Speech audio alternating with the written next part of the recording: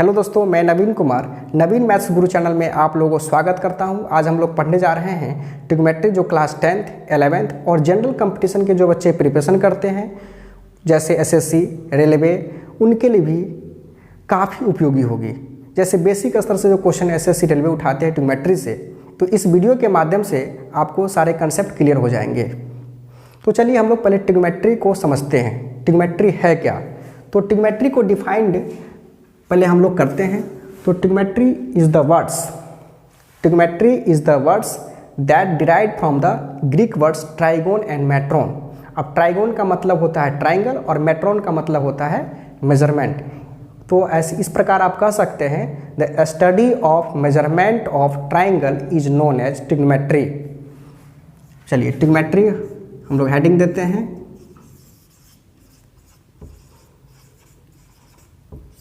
Trigon, इसका दो Greek शब्द ट्राइगोन एंड मेट्रोन। ट्राइगोन का मतलब क्या होता है? ट्राइंगल, और मेट्रोन का मतलब होता है measurement.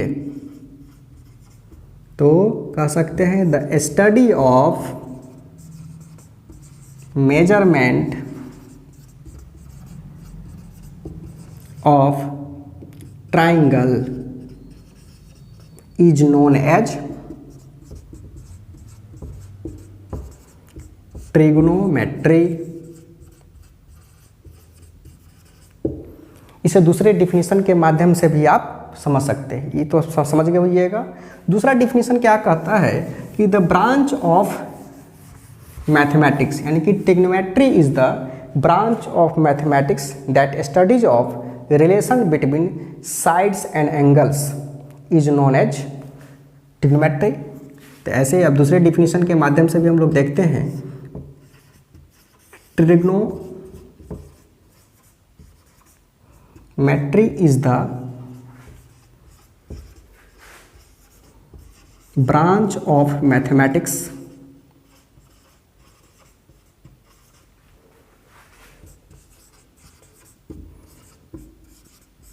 that studies of relation between sides and angles of triangle, mostly right angle triangle हम लोग लेते हैं।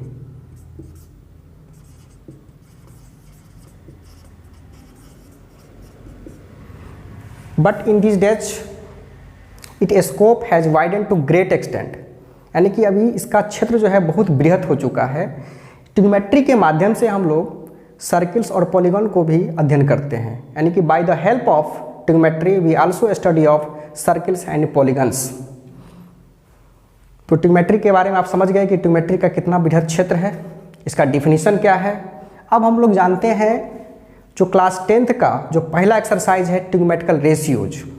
तो ट्रिग्नोमेट्रिकल रेशियोज को समझने के लिए हम लोग राइट एंगल ट्राइंगल लेते हैं और उसके माध्यम से हम लोग समझेंगे कि ट्रिग्नोमेट्रिकल रेशियोज क्या है।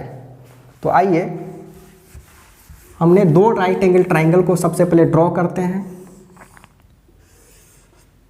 ये है मेरा थीटा, इसके सामने वाले को हम लोग कहते हैं P, यानी कि अपोजिट वाले को P कहा जाता है, और जिसके साथ यह एंगल बना हुआ है उसको हम लोग कहते हैं बेस, और इसे कहा जाता है हाइपोटेनस।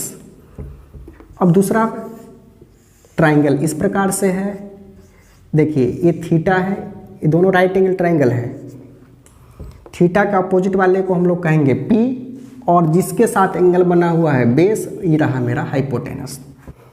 तो आप देखें कि ये थीटा पर डिपेंड करता है कि मेरा परपेंडिकुलर कौन सा है और बेस कौन सा है। अब जानते हैं कि ट्रिग्नोमेट्रिकल रेशियोज को समझने के लिए पाइथागोरस थ्योरम का भी मदद लेनी होगी। तो हम पाइथागोरस थ्योरम है क्या, उसके बारे में भी समझे। तो पाइथागोरस थ्योरम कहता क्या है कि the square of the sum of two side is equal to the third side. क्या है? Square of the sum of two side, यानी कि P square plus B square equal to H square. अगर आपको पी और be given हो तो H find कर सकते हैं आप। यानी कि that is h equal to root under P square plus B square. अगर इसमें से तीनों में से कोई भी दो नॉन है, यानी कि दो आप जानते हैं, तो तीसरा निकाल सकते हैं। तो जैसे आपको अगर h नहीं पता था, p और b पता है, तो आप निकाल लेंगे P square plus B square का under root. Similarly b equal to कितना होगा, तो देखिए p उधर चल जाएगा, ये प्लस में है, उधर जाएगा तो क्या होगा माइनस में। तो क्या लिखेंगे, पहले बी स्क्वायर देते हैं, देखिए H square minus P square, so therefore B equal to क्या होगा, H square minus P square. Similarly p बराबर हो जाएगा आपका H square minus P square. तो पाइथागोरस थ्योरम का भी यूटिलाइज इसमें होगा।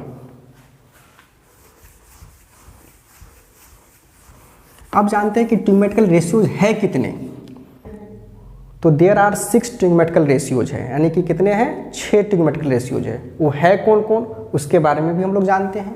तो देखिए ये है आपका साइन, जिसको हम लोग एब्रिविएट फॉर्म में यानी कि संक्षिप्त रूप में हम लिखते हैं साइन। ये ट्रिग्नोमेट्रिकल रेशियोज लिख रहे हैं। कोसाइन, कोसाइन को हम लोग लिखते हैं कॉस। टेंजेंट, तो देखिए क्या, टेन। को टेंजेंट को लिखा जाता है कॉट। सेकेंड को हम लोग लिखते हैं कितना, सेक। और को सेकेंड को लिखा जाता है कॉसेक। तो इस प्रकार से 6 ट्रिग्नोमेट्रिकल रेशियो आप देखें। अब ये जो 6 ट्रिग्नोमेट्रिकल रेशियोज है उसमें क्या क्या संबंध है उस राइट एंगल ट्राइंगल्स में, उसको भी जान लें। देखिए अगर ये थीटा है, ये आपका P है, ये B है और ये H है। इसे याद रखने के लिए आप ऐसे लिख सकते हैं कि some people have curly brown hair tightly pulled back.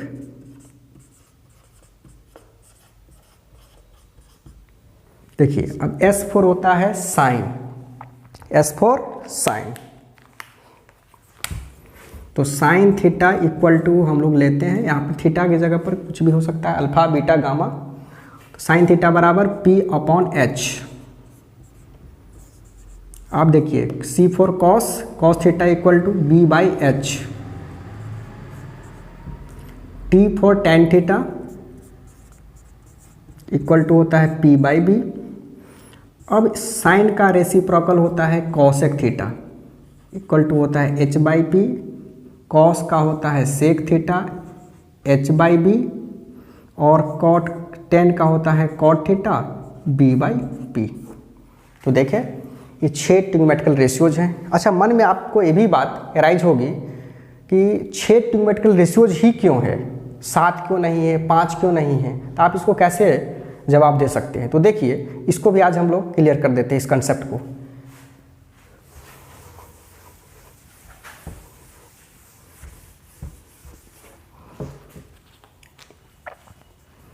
इस राइट एंगल ट्राइंगल में कितने साइड हैं, 3 साइड हैं।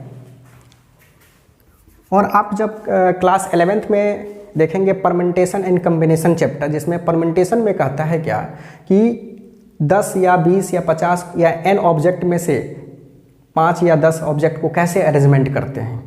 तो अरेंजमेंट करने का जो तरीका होता है उसी को हम लोग परमेंटेशन कहते हैं। तो यहाँ जो रेशियोज आप देख लिए हैं, रेशियो का जो रिलेशन होता है हमेशा 2 में होता है। तो आप रेशियो को भी डिवाइड करके देख सकते हैं कि रेशियो कहा जाता है कि जब 2 ऑब्जेक्ट एक दूसरे से कितना ज़्यादा है या कम है, यानी कि ratio is defined comparison of 2 quantities. 2 quantities के बीच में यह कंपैरिजन करता है कि एक वस्तु दूसरे वस्तु से या एक व्यक्ति दूसरे व्यक्ति से एनीथिंग कितने अधिक गुना ज़्यादा है या कम है। ये आपको रेशियोज के माध्यम से समझते हैं। तो आप जैसे देखें कि रेशियो P बाई H देख रहे हैं, P बाई H है, H बाई P है। ये तीनों साइड एक बार नहीं आएगा, क्योंकि आप जानते हैं रेशियोज का मतलब होता है 2। दो के बीच में संबंध स्थापित करना, एस्टेब्लिश करना, इसी को कहा जाता है रेशियोज। तो हम तीन जो साइड गिवन है उस तीन साइड में से हम लोग दो का रेशियोज लेते हैं एक साथ।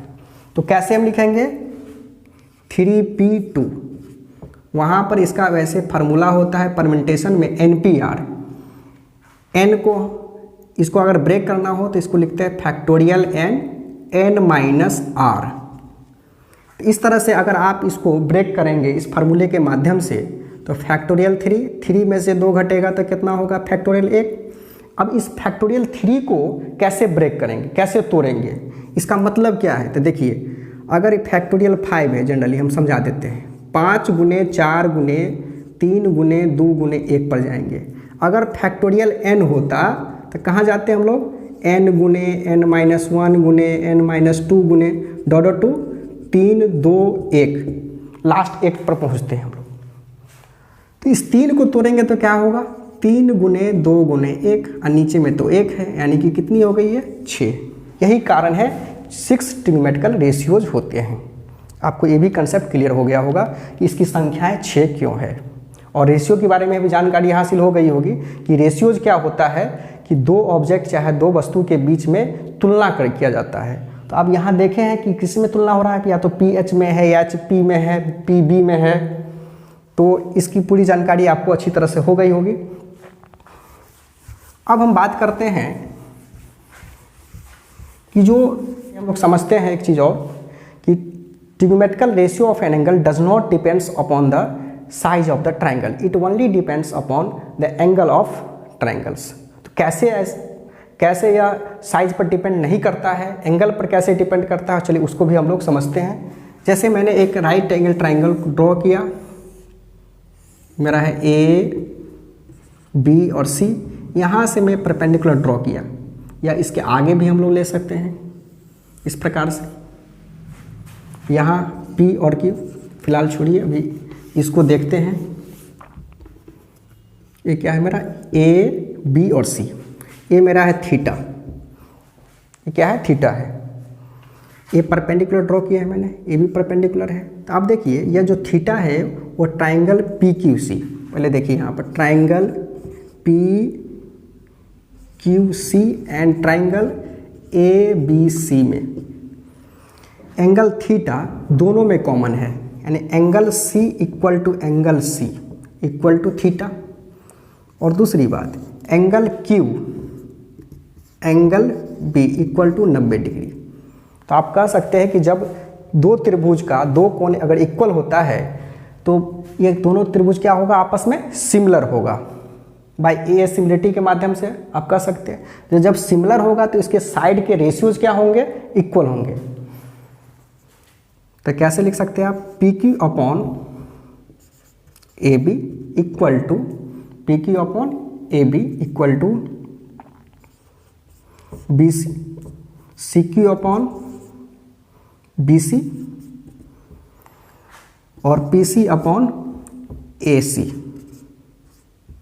इसको हम क्या करते हैं, K एज्यूम करते हैं, माना K। तो बताइए PQ बराबर क्या होगा, K into AB। CQ equal to कितना लिख सकते हैं हम, K इंटू BC। और AC इक्वल टू कितना होगा, K इंटू PC। अब आइए इसको अब चर्चा करते हैं। अब जानते हैं कि साइन थीटा बराबर क्या होता है, चूँकि यह मेरा P होगा, यहाँ पर इसको भी P मानना होगा आपको, यहाँ तो P1 ले लीजिए। तो sine theta equal to P by H, यानी क्या होगा, P आपका A है और H A है, तो क्या लिखेंगे PQ अपॉन PC। ओके। अब इस बड़े ट्राइंगल में देखिए अब इसके लिए परपेंडिकुलर कौन है, मेरा A है और हाइपोटेनस कौन होगा, A। तो साइन थीटा बराबर क्या होगा, AB बाई AC। देख रहे हैं। अब देखिए यहाँ से भी आप देख सकते हैं इस चीज़ को, PQ को हम लोग क्या लिख सकते हैं, K इंटू AB। और PC के बदले में क्या लिख सकते हैं,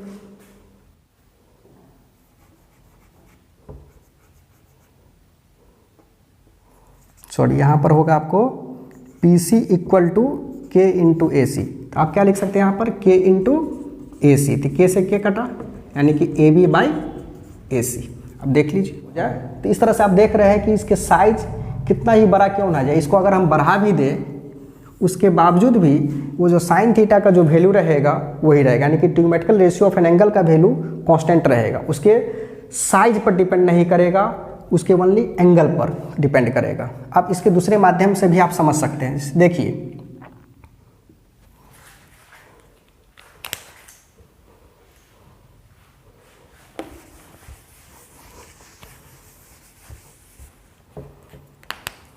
जैसे मेरा ये ट्राइंगल है 3, 4 और 5, ट्रिपलेट के माध्यम से हम लोग देखें 3 का स्क्वायर प्लस 4 का स्क्वायर 5 का स्क्वायर होगा। तो पता है साइन थीटा का वैल्यू कितना होगा, अगर यहाँ थीटा है तो लिखेंगे P/4/5। अच्छा, इसका हम साइज को बढ़ा रहे हैं, ई हो गया मेरा 8, ई हो गया मेरा 6, ई हो गया मेरा 10। अब देखिए साइन थीटा का वैल्यू कितना होगा, 8/, ये हो गया मेरा कितना 10, टोटल इसका साइड कितना हो गया 10, चूँकि यह ट्रिपलेट को भी फुलफिल कर रहा है। जैसे आप देखेंगे 6 का स्क्वायर प्लस 8 का स्क्वायर 36 और 64 और 10 का स्क्वायर कितना होता है 100। अगर मान लीजिए और इसको बड़ा कर दीजिए, और बड़ा कर रहे हैं, पहले मेरा कितना था 3, अब हो गया था 6, यह 8, ये 4, यह पहले था 5, ये टोटल हो गया था मेरा 10। अब इसको और बड़ा करते हैं, बड़ा कर दीजिए।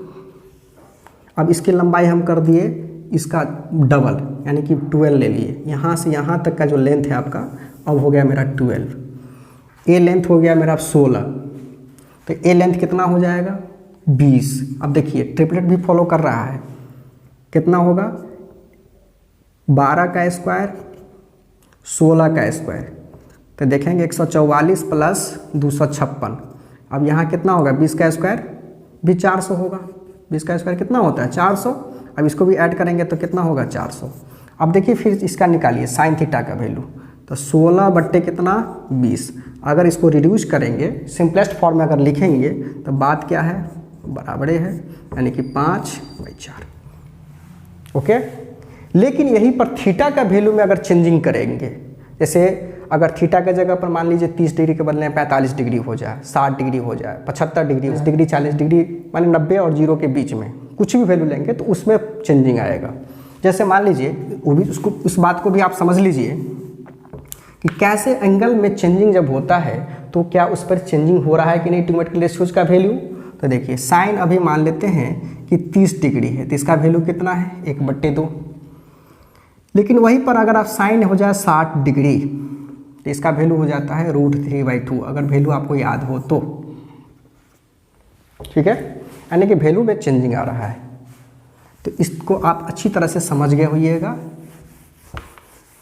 अब हम कुछ क्वेश्चन को सॉल्व करके देखते हैं, जो आपके ट्रिग्नोमेट्रिकल रेशियोज पर जो आधारित क्वेश्चन होंगे वो बनना स्टार्ट होंगे, जो क्लास 10th के हैं। आइए पहला क्वेश्चन हम लेते हैं, sine theta equal to 18/17, then find all trigonometrical ratios. तो क्या करना है, इसके बाद जितने भी ट्रिग्नोमेट्रिकल रेशियोज यानी कि 5 जो ट्रिग्नोमेट्रिकल रेशियोज है उनका वैल्यू फाइंड करना है। एक हम राइट एंगल ट्रायंगल ले लेते हैं, ये हो गया आपका थीटा, ये है मेरा 8, इसको हम लोग 8 के ले लेते हैं, ABC, ये हो गया मेरा 17 के, यानी कि लेट AC इक्वल टू 8 के और AB इक्वल टू कितना होगा 17 के। तो हमें फाइंड क्या करना होगा BC, तो आप पाइथागोरस थ्योरम का अप्लाई करें तो क्या होगा BC इक्वल टू, बताइए BC इक्वल टू कितना होगा। अब ये हाइपोटेनस है, ये परपेंडिकुलर है, यानी कि AB का स्क्वायर माइनस AC का स्क्वायर, चूँकि आप नहीं तो HB लिख सकते हैं, आप इसको H ले लीजिए, इसको P ले लीजिए, आप इस माध्यम से भी आप लिख सकते हैं, या नहीं तो AB square minus AC square भी लिख सकते हैं, लिख दीजिए H square minus P square, तो कितना होगा 17K का स्क्वायर माइनस 8K का स्क्वायर। इसको लिखेंगे तो कितना होगा 289K square minus 64K square. अब घटा के कितना होगा मेरा, घटाएंगे तो 225K स्क्वायर मिलेंगे, तब इसका स्क्वायर रूट कितना होगा 15K। ओके 15 के। अब जो भी आपको निकालना हो निकाल सकते हैं, जैसे कॉस थीटा निकालना हो तो हम जानते हैं कि b/h होता है, क्योंकि आपका b कितना निकाले 15 के अपॉन 17 के, आप k से k कट जाएगा, आंसर हो गया आपका 15/17। अब इसलिए k ले रहे हैं क्योंकि k का वैल्यू इसके साइज पर तो डिपेंड कर नहीं रहा, वैल्यू हो सकता है इसका लेंथ साइज बड़ा हो, इसलिए मैंने k ले लिया। अब सेक थीटा है तो क्या होगा h/p, तो h/b जैसे ही होगा तो क्या हम लिखेंगे 17/15। आप ऐसे डायरेक्ट लिख सकते हैं, ऐसे लिखिए k से k कट गया 17/15।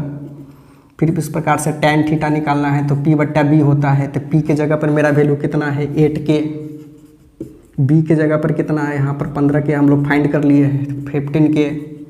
अब k से k कट गया यानी कि 8/15। cot थीटा क्या होता है, चूँकि रेसिप्रोकल है आप चाहेंगे 15/8 लिख दीजिए। अब कॉसेक थीटा का वैल्यू कितना होगा, इसका रेसिप्रोकल हो जाएगा, चूँकि h बट्टे क्या होता है p होता है, तो कॉसेक थीटा का वैल्यू हो जाएगा मेरा 17/8। तो इस तरह से आपने पहला टाइप के क्वेश्चन को आप सॉल्व करके देख सकते हैं। दूसरा टाइप का क्वेश्चन क्या हो सकता है उसको भी देखें।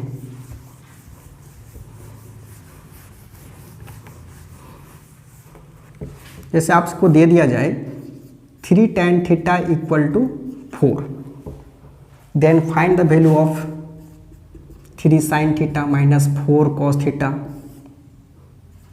3 sin theta plus 4 cos theta, इसका वैल्यू फाइंड करने के लिए बोला जाए तो क्या करेंगे। अब देखिए tan थीटा का वैल्यू कितना है, या तो सो दैट करने के लिए भी दे सकता है, या नहीं तो इसका फाइंड द वैल्यू निकालने के लिए भी दी जा सकती है।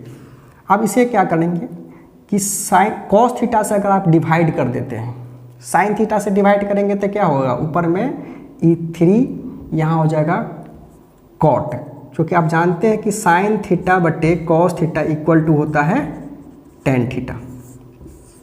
ओके, इसलिए हमने क्या किया, डिनोमिनेटर में कॉस थीटा से ऊपर और नीचे डिवाइड करेंगे तो क्या बचेगा मेरा 3 करेंगे। आप यहाँ लिखेंगे dividing by cos theta in numerator and denominator, तो मेरा तो यहाँ आएगा मेरा 3 tan थीटा, यहाँ होगा मेरा 4, यहाँ होगा 3 tan थीटा प्लस 4। अब देखें, अब 3 tan थीटा का वैल्यू ऑलरेडी कितना है 4, अब इसका ज़रूरत भी नहीं है आपको, डायरेक्ट लिख दीजिए 4 माइनस 4, यहाँ हो गया 4 प्लस 4, यानी कि 0/8 इक्वल टू 0। ओके, अब तीसरे टाइप के क्वेश्चन की ओर बढ़ते हैं। तीसरा टाइप क्वेश्चन इस प्रकार से हो सकता है आपको, जैसे एक राइट एंगल ट्राइंगल आपको गिवन रहेगा, ए बी और सी, इसमें कुछ वैल्यू आपको पहले से गिवन रहेगा, जैसे 12 यहाँ देगा, यहाँ पर 5 देगा। आपसे पूछा जाएगा कि कॉस बी का वैल्यू निकालें, साइन ए का वैल्यू फाइंड करें, टेन बी का वैल्यू फाइंड करें, या टेन ए का वैल्यू फाइंड कीजिए। अब देखिए बहुत आसान है, यहाँ पर 12 और 5 दे चुका है, यहाँ बी है मेरा, यहाँ ए एंगल है। तो सबसे पहले क्या करेंगे, पाइथागोरस थ्योरम का अप्लाई करके इसका वैल्यू फाइंड कर लेंगे। चूँकि यह अननोन है तो क्या होगा, ये मेरा h है, ये आपका रहा p, ये रहा आपका b, तो h इक्वल टू कितना होगा, p square plus b square, यानी कि 5 का स्क्वायर प्लस 12 का स्क्वायर, 25 प्लस 144, दैट इज 169, मतलब 13। अब देखिए ध्यान रखना है, क्वेश्चन मेरा क्या है, cos B, tan B, sine A और टेन ए। अब जब एंगल कॉस बी की बात की गई है तो कॉस बी बराबर क्या होता है, b/h, तो b मेरा कौन सा होगा इसके लिए, a होगा, h तो फिक्स ही है, तो कॉस बी बराबर मेरा वैल्यू हो जाएगा BC अपॉन AB। तो BC का वैल्यू कितना है 12 और AC का वैल्यू कितना 13, ये आंसर निकाल दिए। टेन बी का वैल्यू अगर पूछ रहा है आपसे तो टेन बी का वैल्यू क्या हो जाएगा, क्योंकि इसके लिए परपेंडिकुलर यही रहेगा, तो AC/BC दैट इज 5/12। अगर आप साइन ए का वैल्यू पूछा जा रहा है तो देखिए साइन ए मतलब इसके सामने वाले को हम लोग पी कहेंगे, तो साइन ए इक्वल टू कितना होगा B C by A B, जो कि पी बाई एच, तो B C by A B that is 12/13। अब टेन ए का वैल्यू अगर पूछ रहा है तो क्या हो जाएगा बी सी बाई ए सी 12/5। तो इस तरह से आप देखेंगे कि एंगल कौन सा है, एंगल जिस प्रकार से पूछा जाएगा उस हिसाब से आप लोग सोचेंगे, जैसे मैंने आपको पहले ही बता चुका हूँ। तो अगर मेरा वीडियो आप लोगों को अच्छा लगा हो तो प्लीज़ सब्सक्राइब करें, शेयर करें, कमेंट करें। तब तक के लिए धन्यवाद, थैंक यू।